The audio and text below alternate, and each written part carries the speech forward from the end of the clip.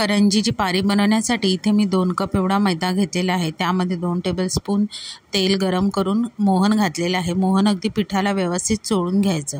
आता थोडं थोडं पाणी घालून ना जास्त घट्ट ना जास्त सैल असं पीठ मळून साईडला 15 मिनिटासाठी झाकून ठेवायचं। आता सारणासाठी इथे मी फुटाणे मिक्सरला बारीक करून घेतले आहे। त्यामध्ये मी सुकं खोबरं, भाजलेलं सुकं खोबरं, आवडीप्रमाणे ड्रायफ्रूट, काळे तीळ, सफेद तीळ, गुळाची पावडर, जायफळ, वेलची आणि सुंठ पावडर असं सगळं घालून मिश्रण व्यवस्थित मिक्स करून साईडला ठेवायचं।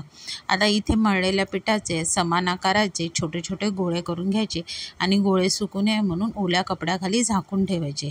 एक गोळा घेऊन तो आपण पुरी एवढा किंवा पुरीपेक्षा जास्त पण पातळ असा लाटून घ्यायचा आहे। आता समान आणि एकसारखा दिसण्यासाठी इथे मी साचा वापरलेला आहे। साच्यामध्ये पाट ठेवून 2 चमचे एवढं सारण घालायचं आणि साईडने पाणी लावून तो साचा बंद करायचा।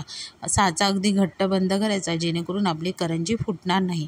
आता एक्सेस जे पीठ आहे ते काढून ठेवायचं आणि बघा किती सुंदर करंजी तयार झालेली आहे। अशा प्रकारे सगळ्या करंज्या करून ओल्या कपड्याखाली झाकून ठेवायच्या जेणेकरून करंजी सुकणार नाही आणि तेलात घातल्यावर फुटणार नाही।